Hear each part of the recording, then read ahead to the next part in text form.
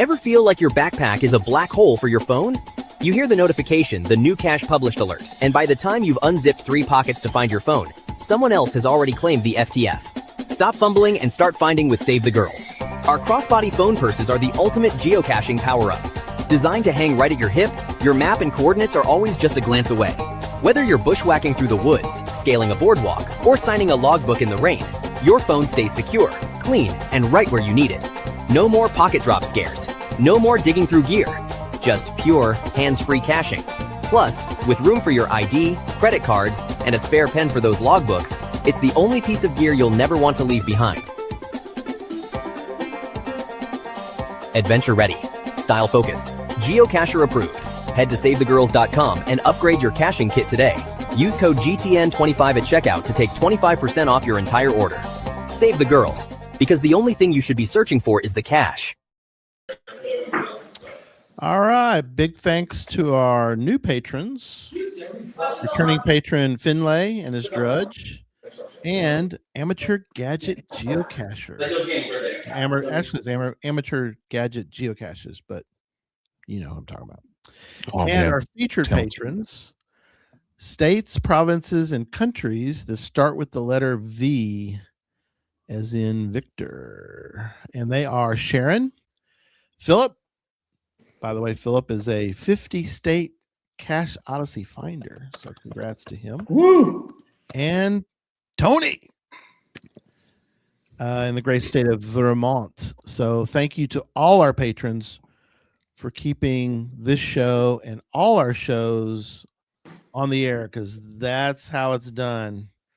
That's really what we need. There he is. Yeah, he's like, yeah. All right. So another quick note I want to mention is that we are so excited again for Save the Girls. Was one of our big affiliates, and they are working hard to get everything in place and buying a item from them, and you can get a trackable on it. You do have to mention to them when you buy it, there's a little spot and you want to put in there, I want to put trackable on it. So you can contact them and they'll work with you and get it all done. So, all right, let's bring in the crew. There they are. Hey. Howdy, howdy. There they are. Good evening. In all their glory. All right. We got some good folks already in the chat room. Thank you so much, everyone. You can join us in the chat room live, either Facebook, YouTube, and we will get to your questions and comments as we go tonight. Again, we put little stars by them, and we'll get to them later. John will go through all those, and that'll be wonderful. So, all right, gentlemen, let's start with, we got a lot to cover tonight. Let's do a little twig this week in geocaching. And I will start. You guys ever been dragged into a CETO? Oh, Yes. man. Who doesn't love a CETO, Gary? It depends, John. It really depends on what CETO it is. Oh, come on, guys. But helping out Mother Earth through a CETO, I mean, does it get much better? I mean, yeah. Yes. I think it's awesome. Yes, it does. It does. But it was good. And I wasn't kicking and screaming, but I was encouraged to come and be part of the CETO, and it was great. We had a great time. So what kind of CETO was this, Gary? We cleaned up a park. Oh, that's not bad. awesome. I don't mind that. Yeah. State park. Yeah. I don't like the ones on the side of the highway. I kind of avoid those. I've done those. That can get dicey quickly. Yeah. The park ones are not bad because I feel like that's a safe environment. You can bring kids in there and everything else. But exactly. Yeah. Kids were there running around having a good time, and the folks that sponsored it did a great job. Ironically, though, poor guy Marcus, he locked his keys in his car. Oh, no. Into his van. So part of the time he was dealing with his car, and part of the time, he was working. Yeah. Making sure the event was going great. But good turnout. And there was 2 events which I think was pretty smart. I think that's a really cool idea. He set up 2 events. One was the CETO, and then afterward we had a meet and greet. So we all went, sat, had a great lunch / dinner, however you wanted to do it. And I got to rag on a reviewer pretty hard, which is funny because he's a good friend and he laughs at it. So you don't rag a reviewer unless you're like know them, because that's not the people that they don't deserve to be coerced into anything. But What? all in a good-hearted way. John's about to explode. Go ahead, John. Yeah, I'm like, Gary, do you just realize you're probably on double secret probation now? Oh yeah. Do you realize what you've done? I know, I do. But the funny part is that he laughed at everything, and he did. He's a good sport. But I said to him, as Chuck Wallets, he's over Oklahoma and Arkansas, and we've had our run-ins before back with Cache Fest Oklahoma, because he's a stickler. You follow the rules exactly as they are written. That's okay. That's okay. Yeah. I mean, that's your job, right? But we were sitting down eating, and I looked at, I said, his name's Frank. I said, Frank, how soon can we get rid of you and go to AI? Reviewers. And he's laughed, and I was like, no, really, when can we get rid of you? And I told him we were just joking around, but it was fun. And it was all good-hearted. He has a good sense of humor, and I don't really believe that's the way that we want to go with that. But it did bring up a good conversation point, which is, do reviewers, can they use different, they use different tools? I wonder, and he didn't really get in much to, he thinks that there's probably a future where they can use AI to help them, but anyway, so they've got tools now that are helpful. They do. It's whether they want to bring that into the public or not, because they may or may not. Yeah. But I think if you know them personally, you can talk to them about the tools they have. Mm-hmm. But I don't think it's necessarily frontline common knowledge for everybody right now. And that's good, though. You don't need to know behind the curtain, right? We don't all need to know that, even though we all want to know, because we're puzzle people. That's now, and I'll get you even in deeper water. Everybody knows my opinion on reviewers, right? They're great. I cannot believe that they do what they do. I've said that for the last 10 years on the show and more outside of that. And I know I know several of them personally over the years. Yeah. However, there are ones that are not so much fun.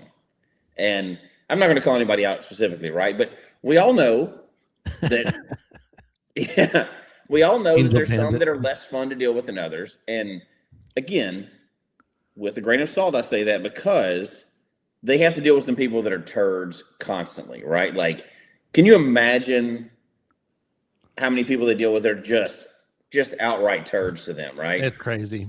But some of them get kind of shell-shocked and get a little snippy sometimes. Yes. I understand it because of what they're dealing with. Yeah. But I hope they continue to be the nice, friendly reviewers that they are, but firm and holding, I want them to hold people more strictly than some of them do. Yeah. But at the same time, I get they kind of have this shell shock, or they're expecting, sometimes some of them come off a little strong because they're expecting to be attacked. And I've had good conversations with one before where they came off a little strong. It's like, oh, no, hold on. Yeah, I'm on your side, dude. I agree with you 100% here. Let's just talk about this. And then it ends up being a great conversation back and forth, right? But I think they've got a little of that shell shock stuff because people do not treat them properly sometimes. Well, and that's got to be a tough position, right? Because oh yeah, I kind of see a reviewer, and I know this isn't a reviewer show, so I'll keep this brief. But almost as like the quality control at like a factory, like you see these things coming through. Absolutely.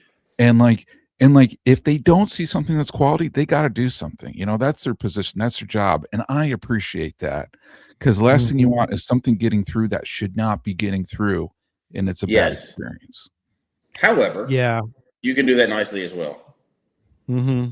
So wrapping up my part of the twig, I did want to mention, because I think it doesn't get mentioned enough. I'm gonna put it in the chat room as well.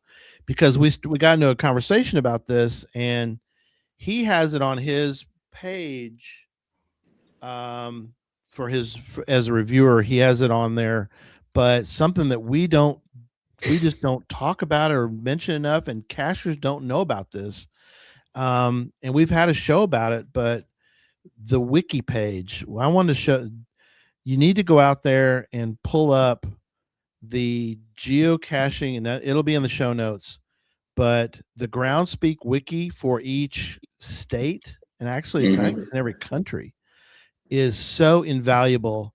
And they spend a lot of time making sure that wiki page is up to date, because I think people ask this is what came up.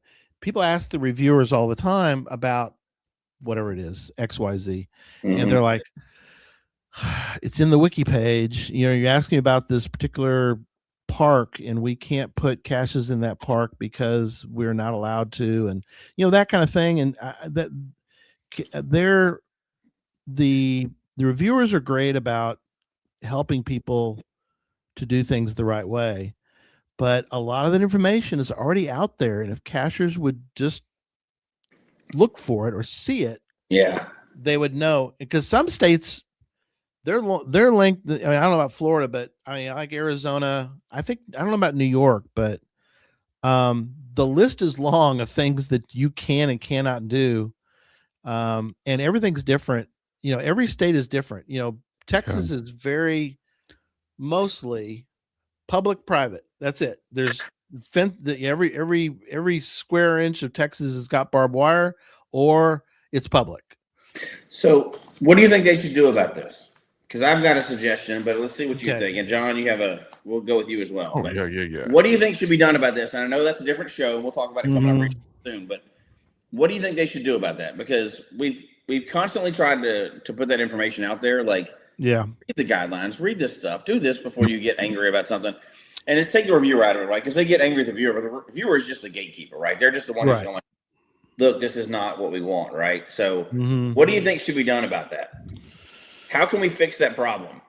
Well, HQ should be the they should be shouting from the rooftops that you need to go, before you do anything else, go read the wiki for the state. But in fairness, though, they've tried to put out like the little quizzes and stuff to before you hide a cache. Yeah. That was very ineffective, and they stopped doing it, right? Because it's not worth the crap. But they tried. A little bit.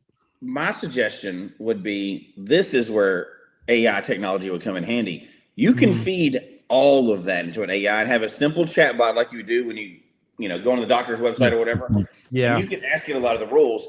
Having said that, knowing it's the disclaimer of like, this is what we think, synthesized and everything, this is close. I think that's where they obviously can't replace reviewers, because that's a stupid idea. We'd never want that. We all know that.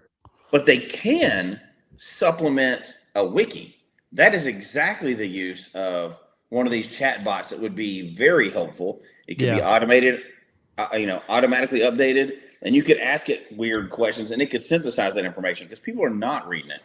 So that's my opinion of what they should do with it, but not to get us to, because we could talk about that all night long, right? Like, where and when, and speaking of our show tonight, when is tech good? When is tech not? But go ahead. Well, I want to chime in on this one, though, because at least for me, and Gary mentioned property, and that's the one that really sticks out as me for helping out with like trails, right?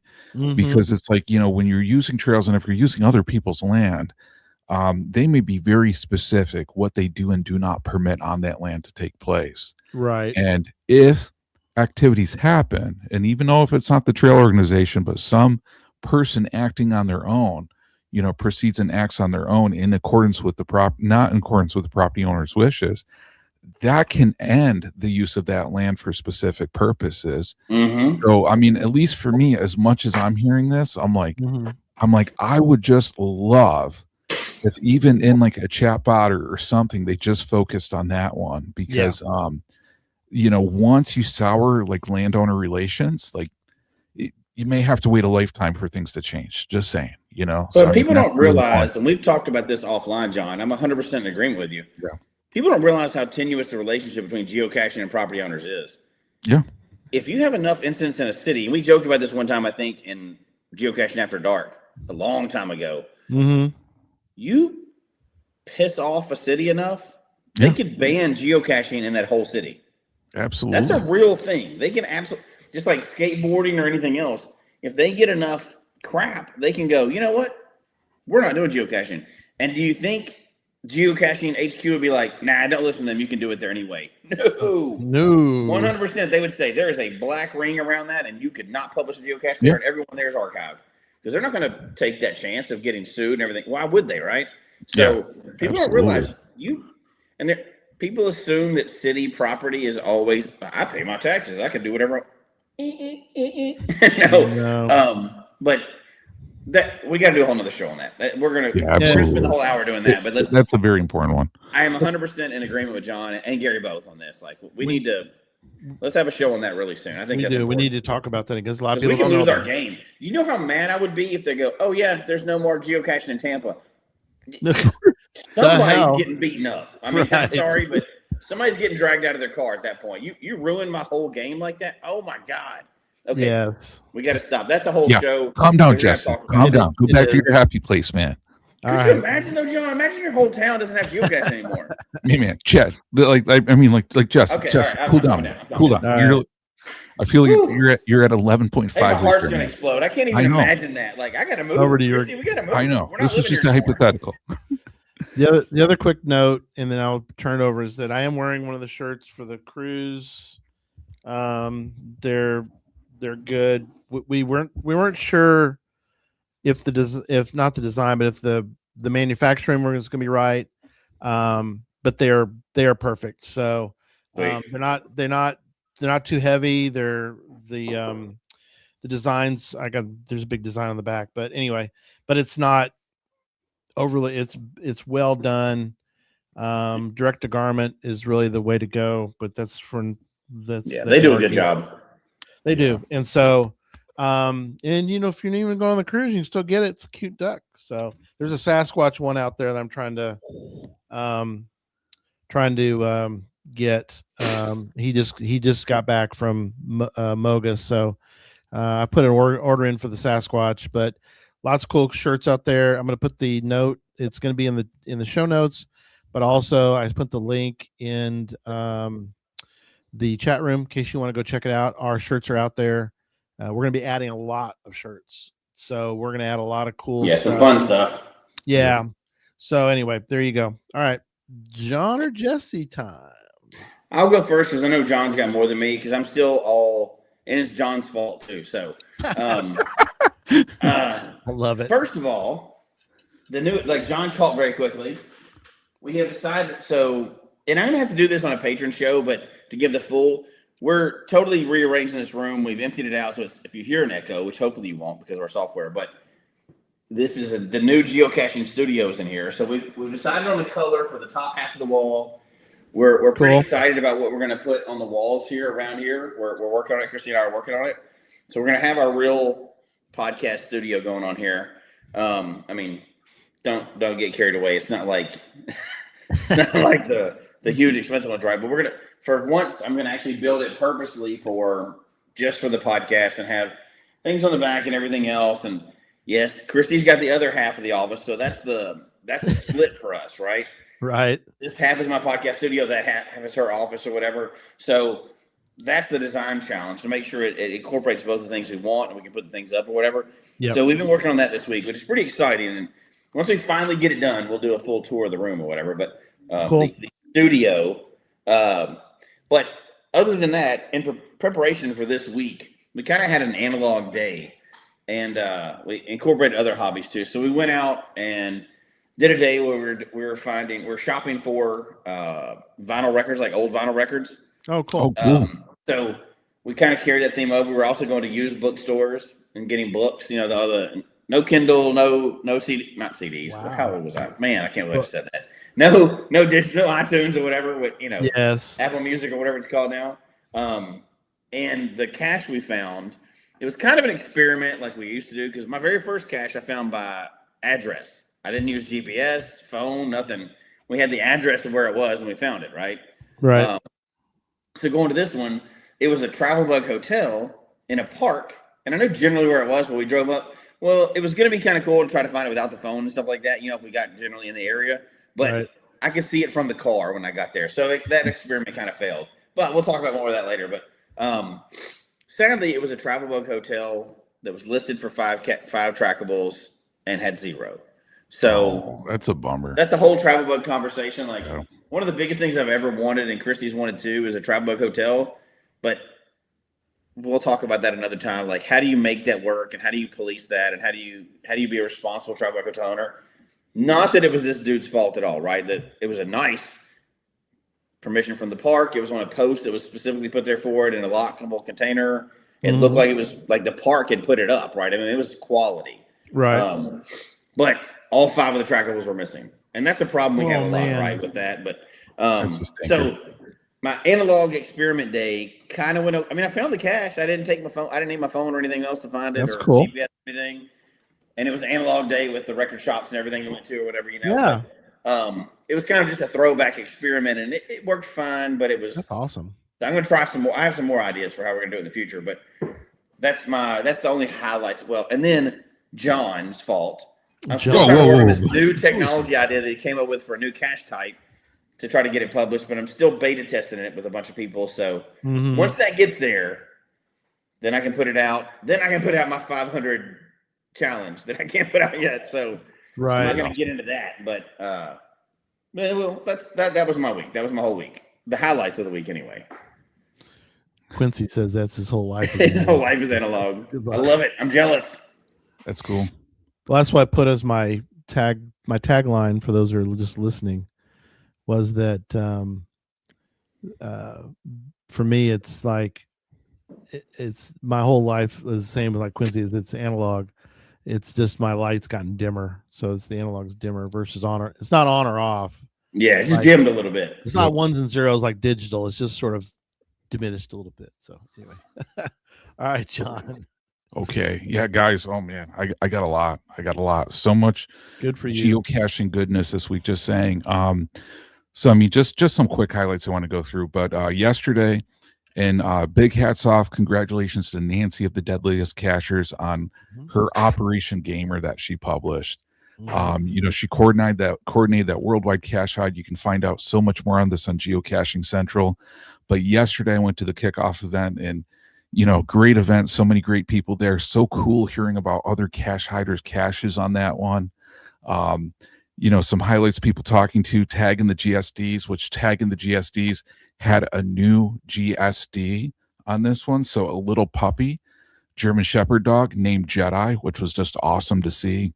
Because I don't know about you guys, but like going to an event and seeing a new Geo dog out there, incredible. Love it, right? Awesome. And then of course, one always highlight like talking to a cacher, at these events too, the Geocaching Ninja and I got to hang. Oh. So always love seeing him, man. Always such a good time himself, on that one. Man, dude, that's awesome. Yeah, the Geocaching Ninja, So I mean the guy that like he's a train 5 to everybody else is like a train like 0.5 to him, well, of course. That was the thing. Yeah. But such a cool guy. But one cache I found that I want to highlight, and I'm going to put the GC code in the chat on this one is Eastbound and Down. Excuse me. Try not to have too much of a New York accent on this one. That's right. But I'm going to post the GC code in the chat. It's GC BJ68A. If people want to check that one out, but it's a cool cache. It kind of reminds me, Jesse, of that cache, that virtual that you did, and I can't remember where it was, where you had to snap a picture with a plane in the background. Yeah. Oh, but this one was at a rest stop where there's like walkways that go over the New York State Thruway. And what you have to do is you actually have to take a picture of you in that walkway with the semi truck behind you on the thruway. I love it.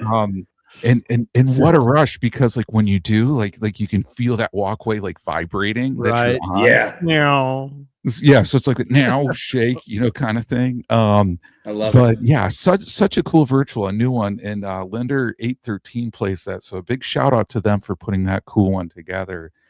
But that is awesome. But a couple of hides I got to publish too, or caches I got published that I got to put out there is my Operation Gamer went live. So I'm going to put the GC code on that one in the chat. And this is one that is awesome, you know, and I mean, and a big thank you to so many people on here. But the GC code on that one is GCBMVMJ. And you know, in here alone, like if you check out, because I thank everybody who helped kind of like, you know, make this cache happen. So including like Gary, you know, Jesse, retired guy did like an awesome video, Emily Renee, it was fun. Geo Almo 6000, Minnesota Boy, K Blast, like a whole bunch of other people, the geocaching vlogger. So you know, one of those caches, Hailmeister, yeah, geocaching with Hailmeister, you know. Just so many awesome people came together to make this cache possible. So it's and it's my first library cache too. So I was really excited for this nice one. That's awesome. Yeah. So a really cool one. So check that one out. But I also had a challenge cache published, guys. So I had a letterbox hybrid and a challenge cache. That's incredible. So pretty good week on that one. Absolutely. Yeah, I did the New York State 716624 county challenge, where basically I was thinking like, and it's funny because it's like I was gonna do a Western New York County challenge, like I thought about this a while ago. Everybody has different definitions of what Western New York is. Oh, that's right. That's very true. I know. So I'm like, you know what? I'm like, I'm just gonna take like the 716624 area code, get all the counties it overlaps, and I'm like, I don't remember seeing an area code county challenge like that, like a mini one. So cool. Yeah, I put that together, that published, and big shout out and congratulations to Arn Escape and NASCAR Terry. And it was really cool, like reading through their log, because basically, and Jesse will appreciate this, they were on the trail doing the Where I Go that I made. Nice. And right when they finished up doing the Where I Go, right, they basically like popped open the app on that one, and they were like basically like 250 feet away, you know, at the time that it that's awesome. Yeah, I know. So I mean, it was so cool for them, you know, to do that and have that experience in that one. Yeah, Nancy Johnson, thanks for joining us. Western New York, she says, from beautiful Western New York. But is she really in Western New York, or is she in Northwestern New York, or is it Southwestern New York? You know, we're accepting Gary, who's in Western New York on this one. If somebody identifies that they're in Western New York, right, it works. You know, it's cool. Oh, okay. But and I got to give another shout out too to Doug McCrae, because man, he made this great video. Struck 2 says anything west of Albany. According to some people, yeah, that would be Western New York for sure, you know. Yeah. But yeah, shout out to Doug McCrae, retired guy, because I sent Doug a message GC code saying, hey Doug, thanks again. And Doug's actually, believe it or not, now he's up to 45 cache odysseys. I know. Oh my gosh, it's so crazy. And I got to pull up this map that he shared with us, you know, today. I was the map was, look at that map. Yeah, I mean, check that out. So, you know, it's Cache Odyssey Tour, April 2026. So 7 Cache Odyssey caches, you know, 1 completed I-15 challenge, 7 Adventure Lab Geo Arts, and in a true retired guy fashion, okay, 1,958 miles in 3 days on this 3 days. That's crazy. Yeah. That is rolling. Now I'll tell you, I've done about, I think I've done half of those is what we figured out, but Wyoming, Colorado, New Mexico. I mean, that's a great stretch right there, man. In fact, one of my favorite ones, the Colorado one's awesome. The Wyoming one, you know, and the ones that we went on the Wyoming one, Dawn always reminds me, like, don't ruin it. And I was like, I'm not going to ruin it for anyone. Don't spoil that one. I'm not spoiling it. Wait. You're saying Gary spills beans? What? Oh God, yes. So, but don't spill beans on that one, because those are good ones. I already know about those two. I haven't found them yet. That one's I don't want to know any more than I know about them. Yeah, I'm not saying more about it. Just you can't miss that one. You've got to go to that one. It's that, I think right now, and I've done 30 something of them.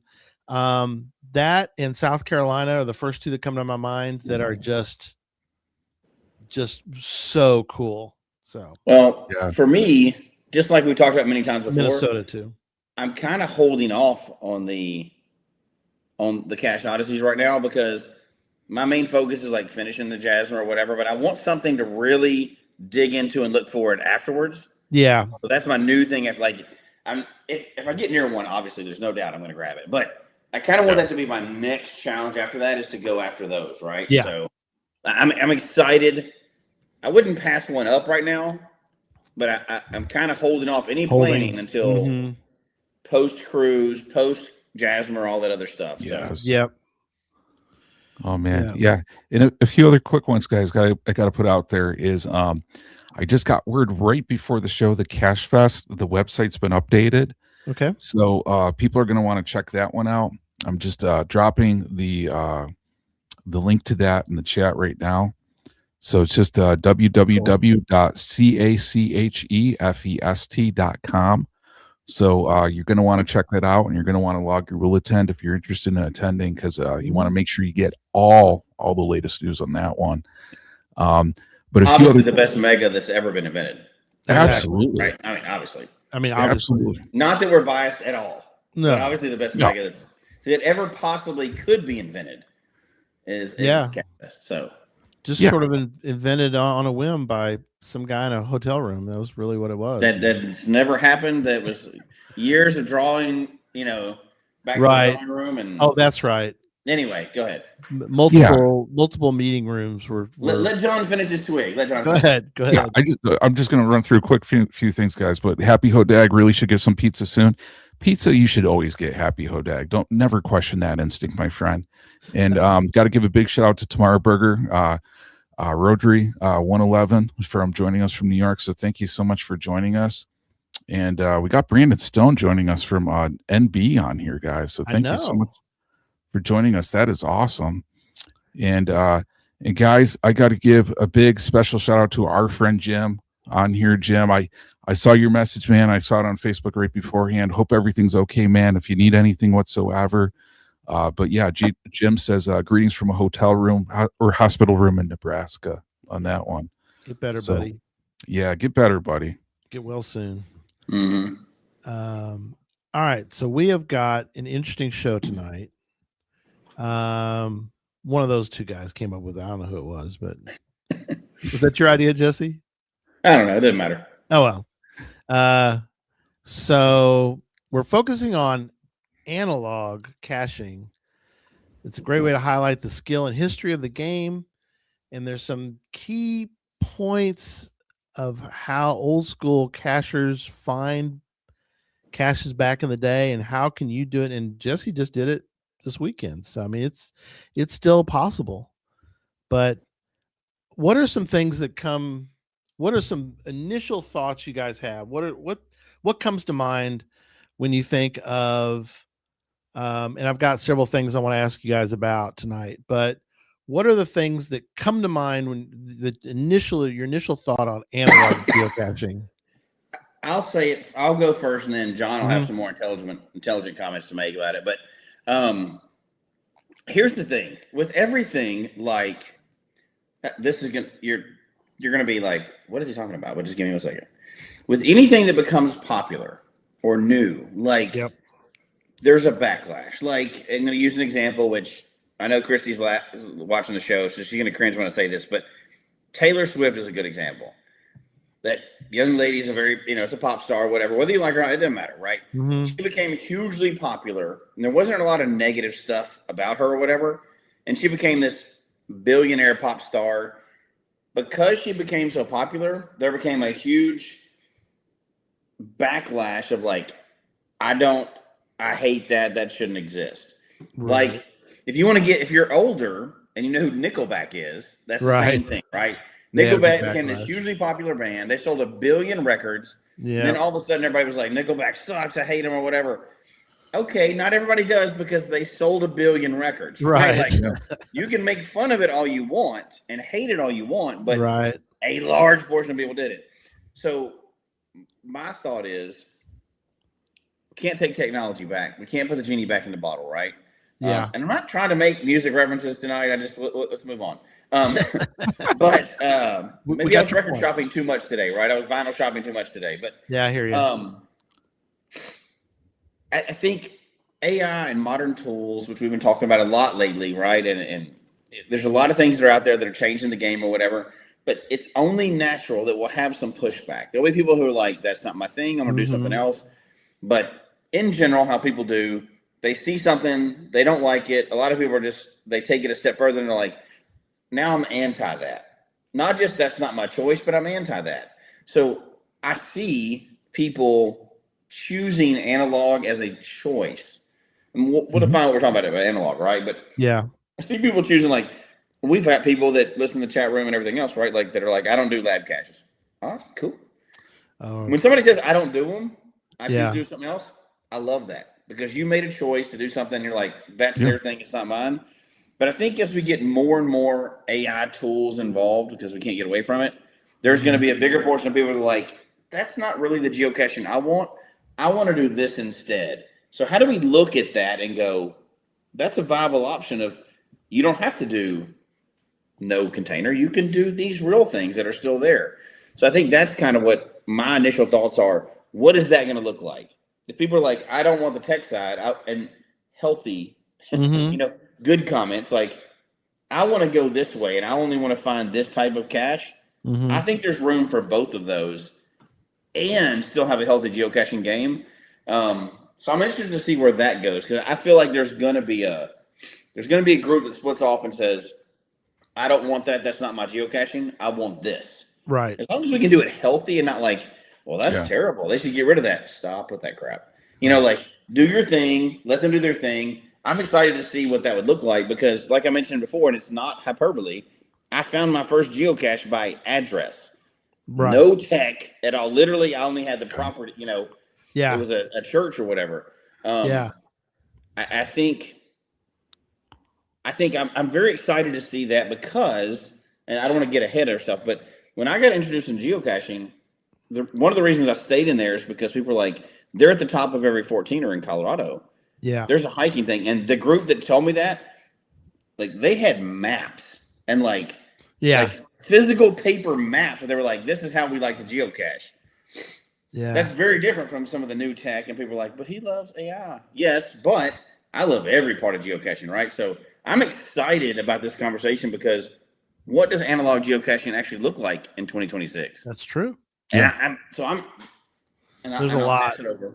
I'm passionate about this, but I'm going to pass it over, because I'm super excited about to see where this is going to go tonight. So and I want to add, like, I always think about, like, it's interesting when you go to an event, because even at the event I was at yesterday, and people talking about like different experiences, caching, and I'll kind of like highlight a few comments and then do a deeper dive. But one of them was talking about like a mega where there's very limited cell phone reception, and like what do people do in that? how can they make that succeed in different ways? And I thought that was very interesting, because it's kind of saying, like, okay, as much as we want to do everything very connected, how do you succeed in a way when things don't really have that high level of connectivity, and do it in a certain way, especially when it's in that rustic environment. But the one thing I like about tonight's show too is it's interesting when you look at some Gen Z, because I hate when people kind of like overly like genericize like all of the generation, but there's certainly an element of Gen Z where it's funny. It's like they don't really like streaming media. Like they'd rather have that physical media, like that record, that DVD. So on that sense too, it's interesting, because I just want to put it out there, because sometimes I think we think of like, how do we create a good geocaching experience for the next generation, or for that younger generation? But are we actually on board when we're saying like we need to make everything extremely high tech? Right. And I'll tell you from kind of like a trail experience, a lot of people get out on trails because they want to unplug, because they want to get away, because they want to recharge. And there's always some people, if you're hiking out on a trail and somebody pops out their phone and starts doing everything, some people may give that gentle nudge, like I'm kind of here because I want to unplug, Right. So I think, when you do that, kind of like, how do you go back to kind of like less of a tech heavy approach in the tech game to create a rich experience that's engaging and interesting to people? So to me, that's like a question I really appreciate, when we're thinking about like analog, geocaching. What is that, and what does that mean for people? John, I think you hit. I'm sorry, Gary, but John, Go I think ahead. you hit the nail on the head, and then I'll pass it off to Gary. I know I'll try not to talk too much, but I think there's a possibility that the newest generation will be more attracted to the analog version of our game than the Yeah. digital, because they live the digital life 24/7, right? So to do something different and to get into a Mhm. new cool hobby, like you mentioned, vinyl or whatever else, it's cool and retro. There's a million games out there that are digital. If this was the exception to that, and they get to find something, oh wow, I didn't even know this was even possible. Right. I think that, oddly enough, where everybody thinks it's the advances in tech that'll do it, I think that may be what brings younger players into the game, because it's something so different than they're used to dealing with every single day. Yeah, Yeah. and I think, and I'll just make this quick comment, and it ties back to our good friend, retired guy, right? So I work at a college, and in one of the colleges they have a dorm, and the dorm had to pick like what they wanted to spend money on, to put like in their lobby that everybody can enjoy. So what did that dorm of freshman students like select? They selected a Miss Pac-Man arcade game for the lobby on that one. Fun. That's funny. Because for that, they're just like, this is amazing. This is like more of what we want than what we're getting right now, I think there's more, and this is what I would get y'all's opinion on this little next section of this of tonight, is that there's actually a lot of analog that we can do or we can promote in geocaching, and I'm bring up a few of them. One that a couple things come to mind, and when Owen is on tonight, and I want to highlight his stuff for a minute, but he says those old school weirdo cache with a phone. Everyone knows Google glasses are easier, but he's joking about stuff like that. But what's funny? Well, I've actually done that, but that's a whole different show. Yeah, that's for another show.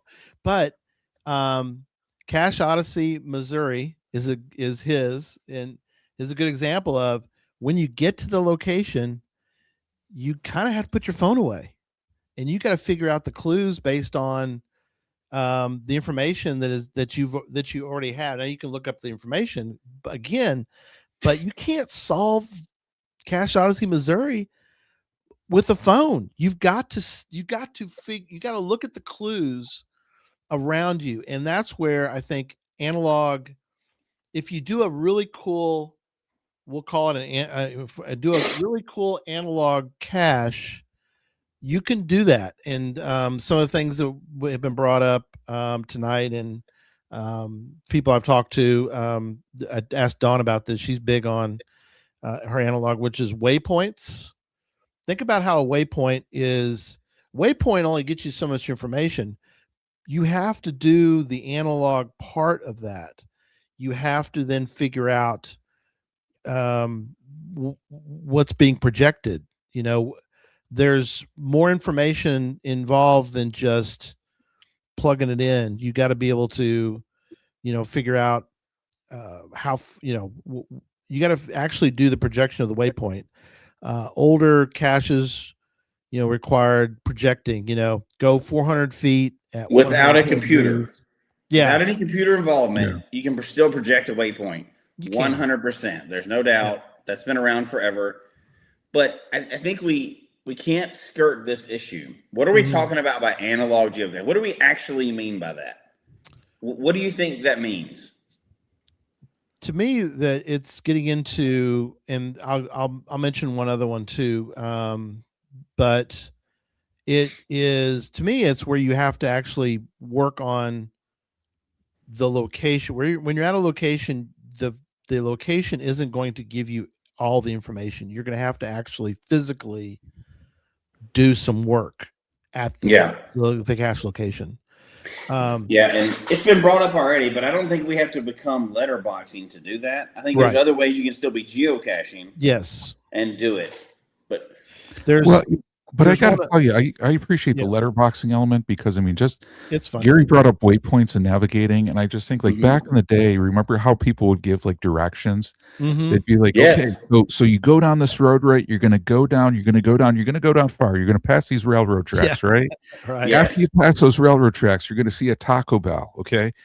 The road not right after the Taco Bell, but the next road over, you're gonna take a right. You're gonna go down there. Yeah.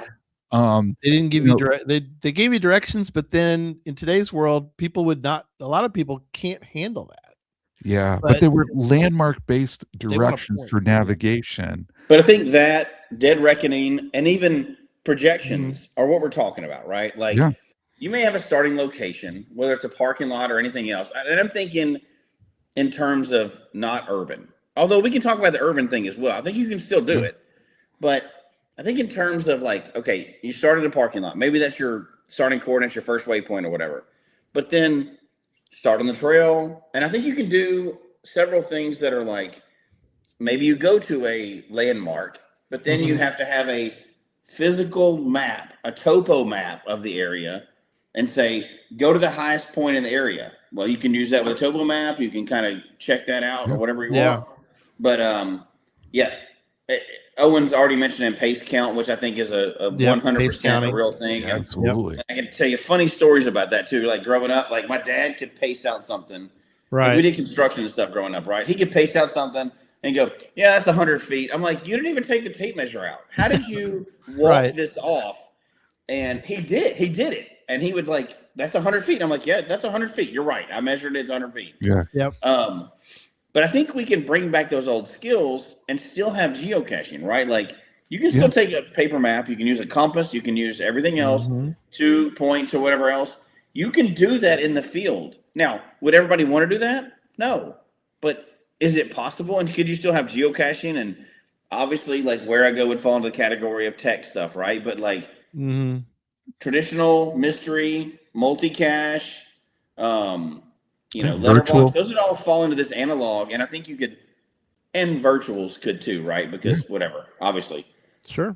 But I think you could have a whole section of caches that are only using those type of skills, and it would still fit in the universe that we have right now. Absolutely. Yeah. There's times too that I think cachers forget that they're using analog, or I'll call it analog, which is you get to a location. Well, this is the way it was in the day, and it can be today, in that the spot that you're at is only accurate to a point. I mean, yes, we have GPS, up in the sky, and it's giving us this incredible richness to our game, but it's still plus or minus a certain. I mean, what's the latest, John? Is it plus or minus 6 feet? I think is the greatest 16 feet. I think it's less than that. I mean, it's plus or minus 16, like, and then plus or minus 32 if it's not so good. Yeah. But the funny part. But that's twice, right? That's the hider and the finder. Yeah. Oh, you did. Did y'all just see that? Correct. What is that? I think when you do something online and I don't think that didn't make it happen. Who did? You know what? I mean, Jesse, for some reason, it just does it for Jesse. I don't know why it doesn't do it for you and I. No, it's peace fingers. You got to do the peace fingers. There was a thumbs up earlier. Is there a thumbs up? Does that do it? Oh, oh my God. Man, how does Jesse get all the power on this? I don't know. Cool He's stuff. got all the power. What happens when y'all do that? Nothing. Oh, that's weak. Why do I get that and y'all don't? Yeah, I don't. You got the superpower. Yes. You got the superpower, Jesse. I love it. You have the superpower. I paid extra money for that. So, one of the things that was brought up as an analog item, which is the fact that, and we've all done this. We've been with cachers, and we're like, "Well, it's around here somewhere." It's like, "Well, there's a geo trail right here. What do we take that to the cache?" Yeah, like, right. Oh yeah. Damn, yeah. there is a geo trail. I mean, sometimes you miss it, and others will go, "Where's that?" And then you're like, "No, look right here. Broken branches. There's a path directly to it. That kind of thing." So I guess in a sense that's analog geocaching as well, to a point. Well, and Gary, I think you raise a good point, because I know I was thinking like even like hobo code directional codes, but I mean like, if it's like a physical redirector, that gives people like clarification that you can put in there. I mean, did you just say hobo code? Yeah, hobo codes. Yeah, hobo I'm code. familiar with it. I'm shocked that you even said it. That's pretty crazy. Yeah, but I mean, if you did hobo code directions or directors to people to, lead them to a certain path where they'd have to take a look at those, I mean, that could be a pretty cool analog type of experience too. Yeah. Oh, yeah. There is actually a Where I Go out there with hobo code in it. I know because I helped the guy build it. I built Oh, the that's poor guy. cool. So that's the only reason I know about hobo code in the first place, but that's funny. That is awesome. Other thing that came up in the notes I had was reading the terrain without satellite imagery to show the exact tree group. Caches relied heavily on, unusual piles of sticks, unusual piles of rocks. Absolutely, right? So for trails, we talked about that already, but there's some analog stuff that was still out there. And what's interesting is that a lot of newer cachers that I've been with, they are literal, because they're like, I'm looking on my GPS says to go to this location. It says I'm at GZ. I don't see anything. And you're like, I think you need to kind of look around a little more. And I think that's something that older cachers, some of us that are older, are able to sort of read the room, as it were, or read the location a little bit. And so newer cachers sometimes don't see the clues that I think older cachers are able to. And I think that's a style difference, though. I really do. Yeah, good point. Like, Christy gets on to me a lot, and we'll get somewhere for a cache. If we're going out for a caching day, and if we're able to park anywhere close to it, like, I don't want to bring my phone out of my pocket. I want to get out of the car because I've already seen where the map, and I generally think I know where it is in general. I've already seen where it is. I want to go out and find it without it. Now, that doesn't always work. Sometimes it backfires, and she finds a way before me. Yeah. But Christy is 100%. She goes, I'm going to use everything I got. She looks at photos. She looks at hints, everything. She loves that because that's information. She goes, this is information. I'm going to use it. And now sometimes I find it fast where she's still looking at the information. Right. Sometimes she walks up to it. I'm totally off. Right. Yeah. But I think that's a style of geocaching. She collects all the information. I just go off hunches, but I think and I don't think there's anything wrong with either one of those styles. Well, you're into I think the it's analog just how you prefer to play the game, right? Yeah. And I think that's where this analog stuff is going to come from. And somebody already said it, but they want to put out a cache and see if it would get published. I think you could make caches like this right now. And while some people would use tech for it, some people would really relish the challenge of this is a much harder geocache because I'm going to try to do it without all the pictures and hints and everything else, right? Yes. Well, and I think I mean, if people want to do this in their area, you could kind of like start one, like an entry level one, to get people kind of used to it, and then certainly like dive into some more complex ones too. But yeah, I mean, and I like what you bring up, Jesse, with like the hunches or the assumptions, because like sometimes I'll laugh when Jody and I are out because like, I'll take it, I'll be going. And like I just have my assumption where it is, right? And a lot of times that's like me bushwhacking through thorns, like 20 feet off the trail. And I get there and I'm like looking for it, and then Jody's like, "Oh, it's right here by the trail." And I'm just like, why did I even go like 20 feet off the trail on that one? But I think it's like she's out there, she's reading it, she has her hunches. That's excellent. All right, so I've got some questions for you guys. Okay. I know Gary's got some too, but I got some first. So go ahead. All right. At what point does technology stop enhancing geocaching and start replacing it? None of these are going to be easy, but you got to give me an answer. Come on. What you got? Enhancing versus replacing. Yeah. Well, the AI stuff you guys are working on, those are to me, that's enhancements that are not replacing. Those are enhancements. Okay. Because that won't do the work for you. You still have to do the work. Right. Those are designed to where the person still has to do the work, but yeah. They're enhancements, but they're not replacing. Right. Yeah, and I think it's interesting, right? Because it's like as a cache owner or a cache hider, right? Which not everybody's cache hiders, totally get that. But it's really kind of up to the cache hider to create kind of that experience of what they want for people with that gameplay. So, yes, to me, this question almost kind of like brings up in my mind, like how do you enhance things but not replace? Because with certain times for technology, it's like, is technology just being done for the sake of technology, but does it really enhance? So it's really like, to me, almost focusing on, oh shoot, what was it? It was like Clark's theory, like methods, not media hypothesis on that one, and saying, yeah. focus on the methods that we're using to create a good experience, rather than focusing on the media. So all of these questions make the assumption that we all agree that everybody should be able to geocache the way they want to. Sure. Like, there's not only one way, right? Absolutely. But here's the next question. Could you, and this is you personally, not general you, right? Okay. Still be a geocacher without GPS or apps?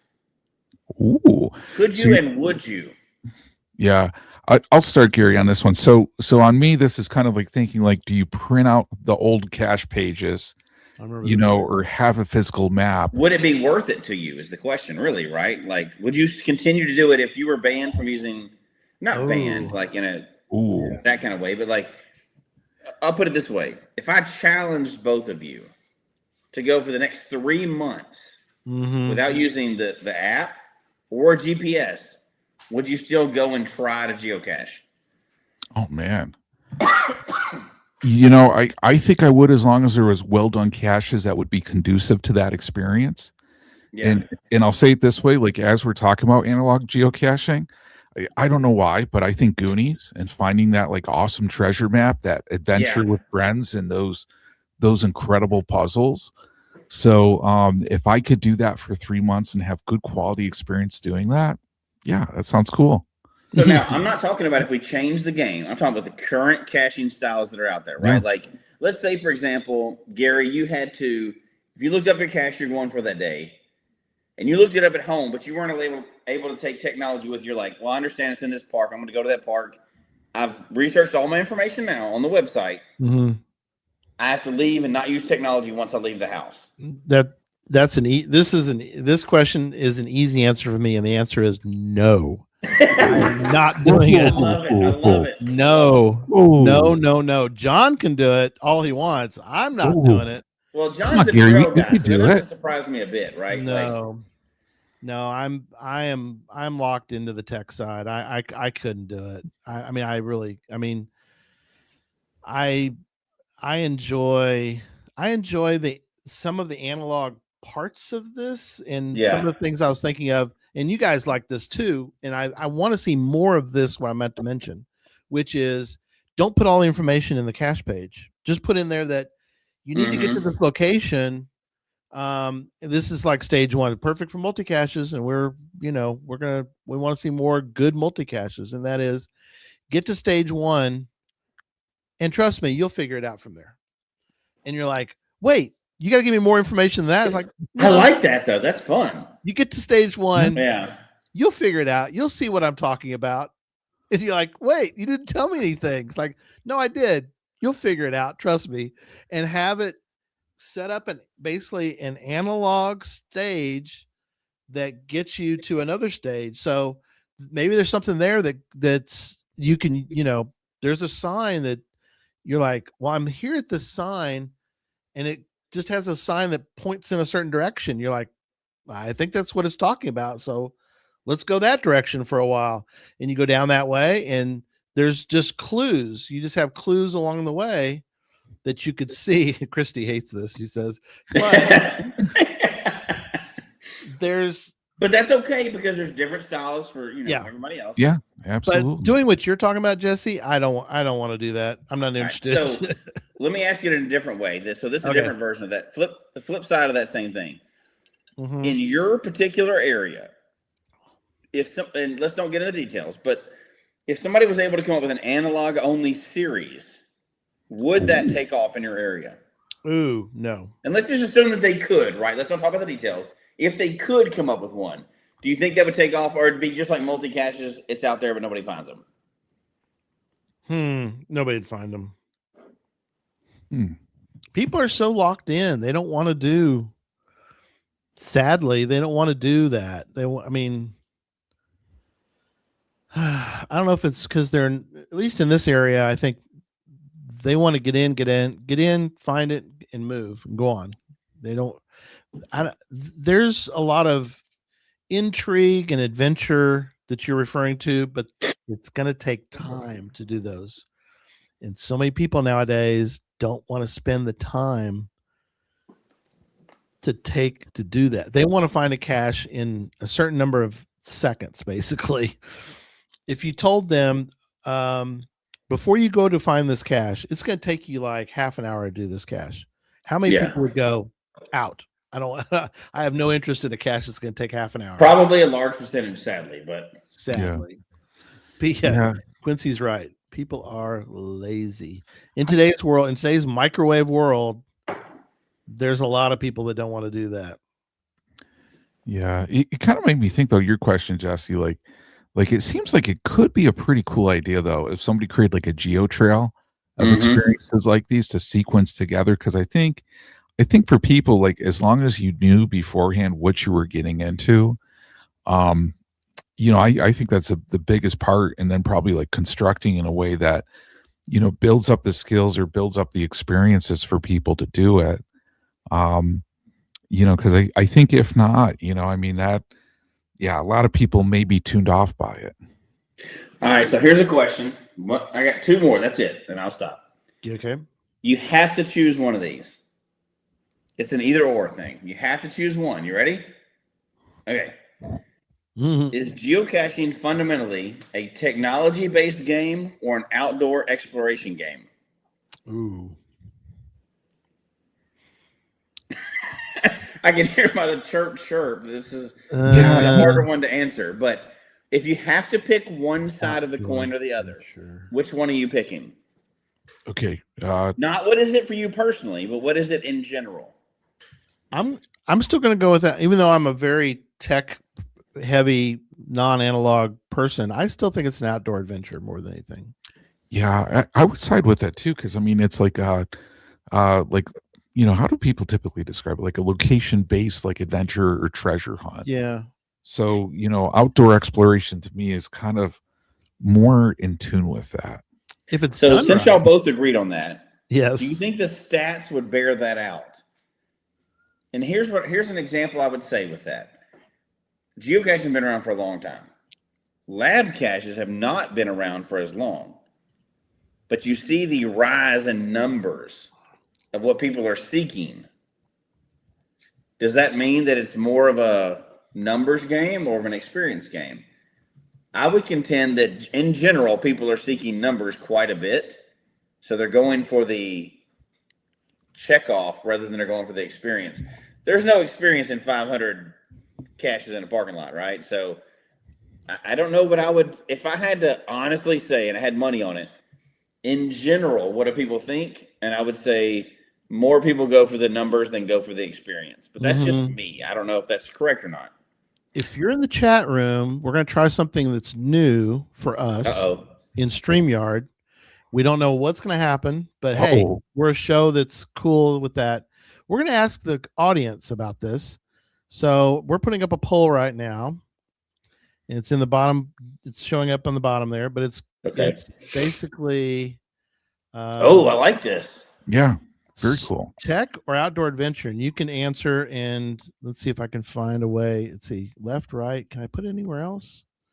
I can put it all over the place. All right, we'll leave it there. I like it. Yeah, that's a good spot. If you want to answer it, it's right there. But the poll is up, and if you'd like to answer, it's. How do they answer that? I don't know. It looks like on here, people in the chat just either have to type 1 or 2. There you go. Okay. Try that out. Come on, Pam. Oh, man. Pam said 1.5. Okay. Okay. There we go. Okay. Okay, I like this now. This is fun. Yeah. Right. So while people are doing this. While it's doing that, go ahead. Keep going. I've got one last question for you. Go for it. I mean, I have tons, but we'll stick with this one. Okay. Would you support a separate category or attribute for no tech caches? Oh, gosh. You mean like, it wouldn't be an attribute. Would it be an attribute? You want a different cache type? No, not cache. Let's take cache type out of it because that's too easy. Okay. We all want new cache types. Let's say an attribute. Yeah, that only you can put on there if it's a note, one of these type of what we're calling analog caches. And this, you start at a location and you have to use actual orienteering skills. So an orienteering cache or an analog cache, whatever you want to call it. Would you support that? I would personally myself, and you guys know me. I love attributes. Yeah.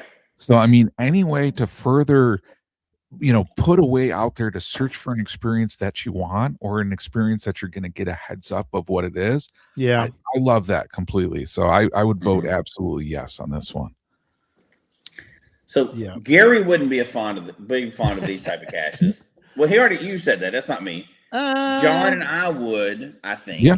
because we like that style or whatever. If it was done right. And now, as Streck said, how would you control that? We wouldn't, and we're not even going to try to go far enough to figure out how that would happen. This is just a thought experiment, right? We're not thinking about it actually working. But I think our poll here is coming in, and I think that's very telling of what people are feeling right now. Yeah. Mostly an outdoor adventure. Yeah, absolutely. And I just want to add with attributes. I mean, a lot of times with attributes, you can't confirm if somebody says like, no. They put an attribute on there. They're, I don't think really any lackey unless it's like maybe like a reviewer, excuse me, unless it's like scuba, boat required or something like that they're probably going to say, okay, can you confirm? Yeah. That's interesting because, and that's a whole different show that I would love to talk about because absolutely. Oh my, attributes are such liar things, like attributes. And I get it because people use it part of puzzles and everything else, but it totally screws up stats.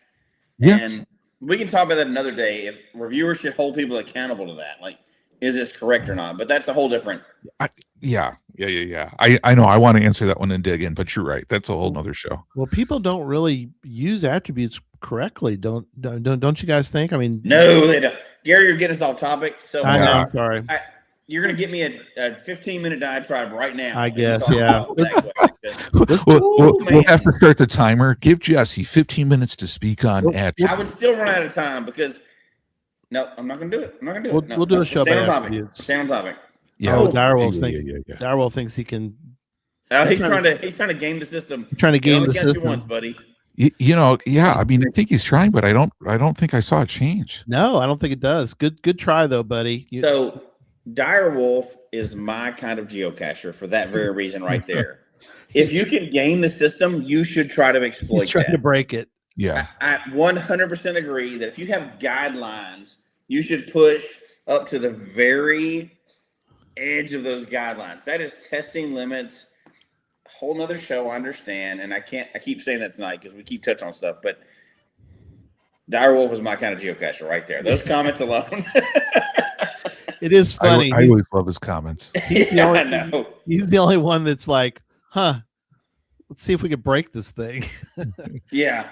Do not put a gadget cache anywhere near this man because he'll just break it. He's gonna be like, what else can your cache should hold up? That's all I'm saying. If you want to test, how do I open this thing? I don't know. Let me rip the top of it off and let's see if that works. Right. No, he wouldn't do that. I'm kidding. No. All right. I'll relinquish the time. I know I got You're good. crazy with that, but I think this topic is too interesting. We can stop. Sorry. In that, I really do believe, this is not just me joking aside, I really do believe there's going to be a group of people that want to lean into the old school geocaching and want to stay away from this. Hopefully they'll do it in a positive way. Like, that's their thing. I'm going to do this. This is my game. And do it without this controversy stuff or whatever. But I really think we're at a point where it's going to be a divergence in this is kind of the geocaching I wanted. Y'all do that. I'm going to do this. Right. The final for the poll for the audio listeners is that we asked is geocaching more tech or outdoor adventure? And what was the 81% said it's an outdoor adventure. And I love that. 19% either said tech or they just want to be contrarian and like Direwolf and say it's all tech. So, but again, just like Pam says, how do you define tech? Well, we're not going to because we don't have any time for that. We're not going to do that. However, if you're leaning towards one or the other, I think outdoor adventure is a 100% where I lean towards. I don't know what about you two, but even though it's a high tech scavenger hunt, I lean towards. And I know this is coming from the guy that wrote the AI book about geocaching, but right. For me, 100%, I lean towards outdoor adventure.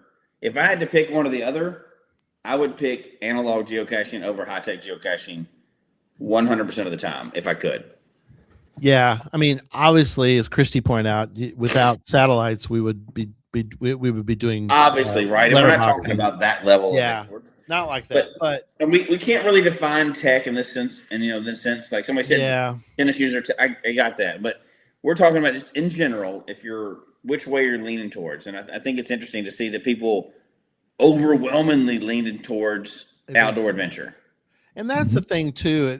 The caches that I'm going back through my brain and thinking about all the caches that come to mind that to me were the ones that I just loved. That Yeah. just all of them, I loved them not because I was able to sort of gauge it out on a phone. That's sort of a different. That's kind of different thinking about it. But to me, the ones where the adventure was not on the phone, the adventure was going to that spot and enjoying the adventure of finding that cache. Yeah. Getting to the point, obviously there's tech to get me to that point, but once you're at that point, what gave you the greatest thrill of that adventure was not on the tech side.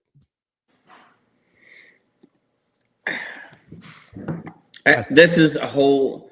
That's such a loaded question. I mean, and here's the thing, like, right. It could be fun, but I think most of them are better. Yeah, my opinion may be skewed some, and John's maybe as well, but my opinion may be skewed some because most of my caching time, not in the last 4 years, but most of my caching time was in Colorado. Mhm. So that's an unfair comparison because it's Yeah. hard to compare for me personally, hiking a mountain to finding a cache under like a park bench. I don't think that's a fair comparison for my personal style, right? Like if I get to go out and hike a mountain and do my hobby of geocaching, that's 1,000 times better than urban caching. Yeah. However, not everybody has that opinion. I understand that 100%. If you live in an urban environment and there's no natural features there, urban caching is what you got, right? That's it. But if you live in an environment like, and New York's the same too, but or Western New York anyway, but Yeah, like Western where you've New got York. this really awesome natural spectacular things that you can go and see, that's going to probably make you lean towards that old school geocaching away from stuff and less towards the tech. But I think that's very different depending on where you live. Yeah, absolutely. And I agree, right? Because I think like to me, it's like so many caches, and I'll put it this way, right? I've given favorite points to, and I know I hand out favorite points like candy. I know that. I think I only got 2 or 3 favorite points left to give at this time. But seriously, 2 or 3? Is that what you got? Yeah, that's all I got, Jesse. Oh my I know God, you're like the Grinch with favorite points. I know. I'm opposite. I've given out I'm more opposite. this year than anyway. But go ahead. Sorry. Okay, but I know for me, like if I go to a cake, like to me, the difference between a favorite point, it could be the same container, it could be similar style cache description, but if I go to an amazing, beautiful location on that one, I'm probably going to give that a favorite point. Oh yeah. Versus a location that's not as amazing, per se. Yeah. Well, as we wrap up tonight, let's get some final thoughts. I'll go real quick and let you guys do some of the also final thoughts, but I think that there's a lot to be gained by looking at this from an analog perspective. I don't know if all of it. I know Jesse's more of a let's do a full analog cache where you don't use coordinates, you don't use anything. I mean, I think that can be done and might be cool, but I don't know how long that would. I don't know. And Jesse will comment in a minute, but Yeah. But I think that there are some cool ways to add analog into a cache. And that's what I was mentioning earlier is that you can kind of get people to the right spot. And then from there, they've got to hunt. And they don't hunt with their phone. They're going to have to hunt based on the clues that are at that location, and don't give them answers. Don't just hand them like, hey, click the hint and it'll give you all the information you need. But more of a, okay, I got you to the spot. Now look around, and you put on your Sherlock Holmes hat and you figure out where the cache is based on what you can find at the location. And that's just pure analog. And that's what I think we need to get more. We need to have more caches like that, in my opinion. So what are y'all's thoughts? Well, I think two things. One, John, I think we need to pull up the starred comments, but also, yes. And now, granted, make sure you understand that we're talking about adding something to the game and not deleting something from the game. We're not talking about deleting AI and cache sleuth and Sudoku solvers and all this other stuff. I think those are great additions to the game. And the things we've added over time, I think those are great additions to the game, like mob caches and other things like that were pure text stuff, right? Those are awesome. I think we should constantly add new things to the game, although we call this a new thing, but it's an old thing. You know what I mean? Like, yeah, absolutely. It should be another section of things that we have opportunities for. I like adding as much to the menu as we can. Like, if your thing is, and I'm going to say this with a straight face, but if your thing, I'm not even going to say it. If your thing is one particular aspect of geocaching, whether it's something terrible like waymarking or whether it's a legitimate thing like where it goes, dude, I'm 100% in support of that. Like, if you're like, I only find waymarks, dude, that's awesome. You found a game that you love, go for it. I think those are stupid, but that's okay, right? Like, if you want to do 100% Adventure Labs and that's your game, dude, that's awesome. If you want to do, like, if I'm not orienteering and hiking 100 miles and projecting points and everything else, and that's my game, also awesome. Like, that's, and I've said this many times, I am riddled with ADHD. Nobody's surprised by that. However, that is what makes me love geocaching, because we have high-tech stuff in the same game with people that were orienteering and not even have a phone with them. To me, the fact that we can have all those in the same game is why I'm still in this. I love it. I love it to death. So I really hope we see a resurgence in, this is old school geocaching. You have to have a map and everything else. At the same time as we see even more high tech. The cache that I'm trying to put out right now is very high tech. John's idea. Very high tech. And I think it's fun for some people, but not for everybody. Yeah. So, yeah.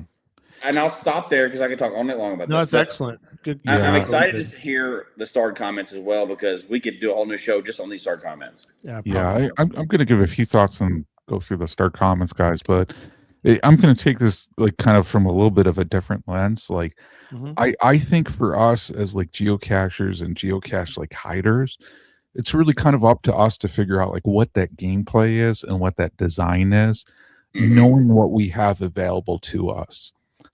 So if it's like digital tools, if it's like analog methods, but I mean, I appreciate this because I mean, I think the conversation tonight kind of like, and I'm sure with everybody, right? You have these conversations and you're thinking like, okay, what kind of cache can I hide? You know, really kind of like leaning into these types of methods and experiences, you know, to create a really cool experience for people. So I think, I mean, to me, that's the challenge, but just to think like, there's just so much out there. And sometimes we just think so much technology and kind of like, maybe that may be like our default method, but there's just so many great experiences. And I just want to say like, even, you know, for me, like watching, and I mentioned Goonies, but it's just like, you know, we've all watched movies where it's like somebody finds that treasure map, right? And that treasure map leads them to another spot, you know, where they have to figure out like either like a code or like a puzzle or something like that. And I know on here too, it's, you know, one of the star comments on here too, and I'm just going to like highlight a few while I'm talking. But Brandon Stone was saying, wish there was a tutorial how to make a mechanical puzzle cache. And yeah, Chad and I on Gadget Talk will talk about that. But yeah, you can do a mechanical puzzle on this one that has no electronics, and certainly lead into that. So you can have that type of experience. Absolutely. But, I think too on that one, I mean, like I know at the Herschel Carousel Museum, shout out to Barbershop Drew, I picked up like a little hand cranked music box, and I have that, and I'm like, oh man, I know that's kind of tech, but it's kind of like low tech. But I'm like, I got to integrate that into a type of experience, but even pulleys and like different things. And I want to mention a few things Chad and I talked about lately, but I'm like, we're going to save that for another show, but I think just that magic and adventure of the treasure hunt, because even for me, like I would imagine, if it was kind of a movie for me, like I'd order a pizza, I'd open up the pizza, on the top lid would be a treasure map telling me to go somewhere, right? For some clues, and just think about all those cool experiences for sure. Yeah, I know that's for another show, Gary.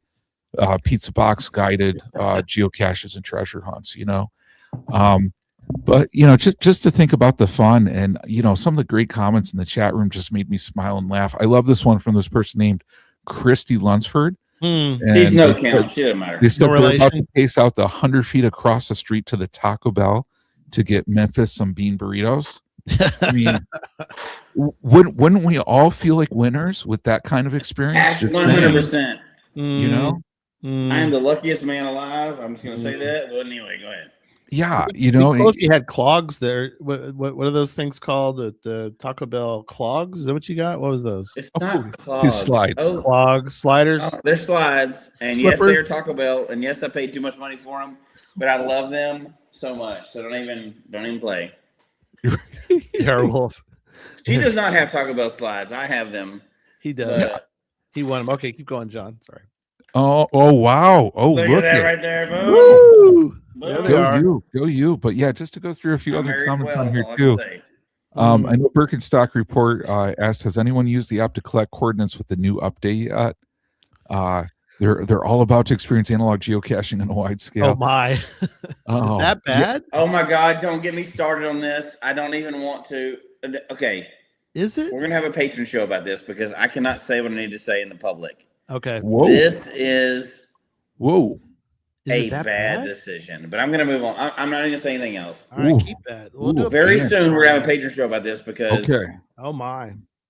I don't want to openly say, and this is me saying that, and I'm pretty open with it, but let's move on. Okay. We're going to have a patron show about that. Thank you, because, oh, dang. So incentive to become a patron, because if you think Memphis Mafia is a little unhinged now, wait till you tune in. Oh, you have no idea. I am on my best behavior here. I promise you. This is my best behavior right here. It is hard. Is it that I'm bad? very passionate about some of these issues, and let's move on past that comment. Okay, we're moving on. Direwolf says, in his comment about outdoor adventure, and again, and thank you for everybody participating in the poll. But he says he loves that it gets him outdoors. It's probably his favorite thing about geocaching. Yes, absolutely agree. I think we're all in agreement on that one. Yep. That's like the comment of the show. Like, I love getting outside and have an excuse to go wander around the earth. Yeah, I love it.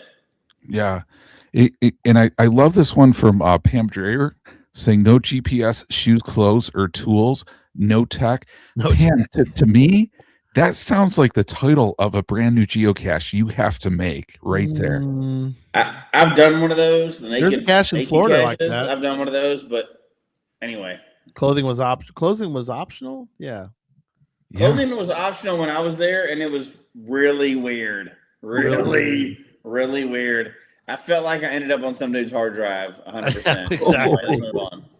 Geocachers gone wild. Okay, tune in for that video. And Katie Lynn says 100% agree. Love hiking and caching. Yeah, absolutely. Two of my favorites. That is if I had to pick one style of geocaching and I only got to hike once a week or once a month to find a hiking geocache or find 100 urban caches a month, 100% I would pick the hiking geocache. Yeah. 100%.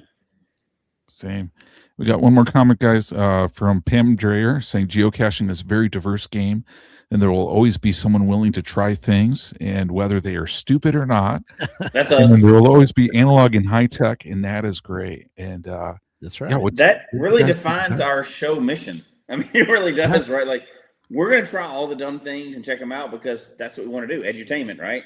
But at the same time, that's why the game is so awesome, because it's for everybody, no matter what you want, no matter how stupid it is. And we think some things are stupid, but the fact that you can do it, that's awesome in a game. Yeah. Final comment from Darrell's phrase, because you can't use a pen, so Pam would use a stick and some. Hey, we've done that. Many of us have done that. Yeah, you do what you need to when you're out on the trail. Some for sure. blood.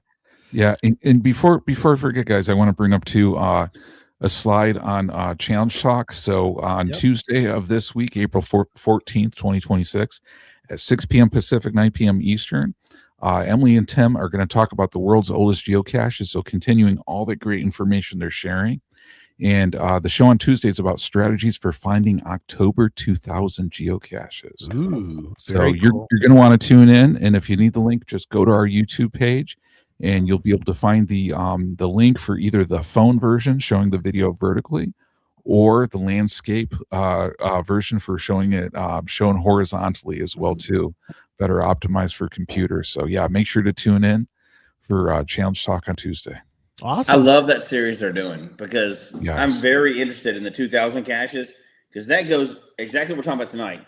Absolutely. Those are 100% low tech, right? Like they are. those are legit low tech. The year 2000, right? They're very much. It's funny because for us old people, I'm not calling anybody out, we thought the year 2000 was the highest tech thing that was ever going to happen. Oh yeah. And now we're like, that's low tech crap. That is low tech now.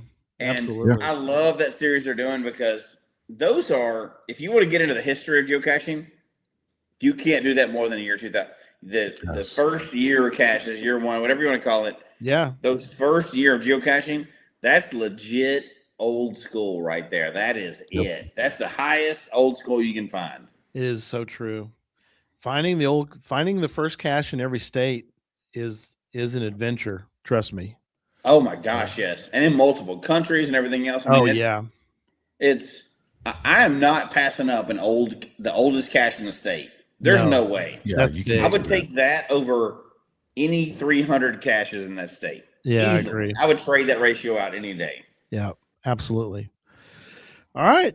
Good stuff. More to come soon. So thanks everyone, and have a good week, and get out and find some really cool old caches this week. Yeah, I like that. Yeah. Nice. All right. Okay. Good night, everybody. Take care, everybody. Hi, everybody.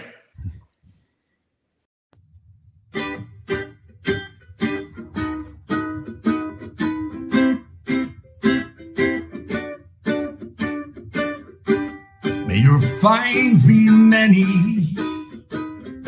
and your DNFs be few. May the terrain and difficulty both be less than 2. And whatever it is you're looking for, may it find its way to you. And may we all meet again. Folks, we hope you've enjoyed the show tonight. Please email us your comment at geocachetalk@gmail.com. Don't forget to follow us on Twitter, Instagram, and Facebook. The show can be found on Apple Podcasts, Stitcher, Radio Public, or Spotify, as well as at the Geocache Talk website. Don't forget to click that subscribe button below and ring that bell notification so that you can see and hear the show on a weekly basis. And tell your friends about the show. Get them involved with us in the chat room. And until next week, don't just talk about geocaching, go geocaching.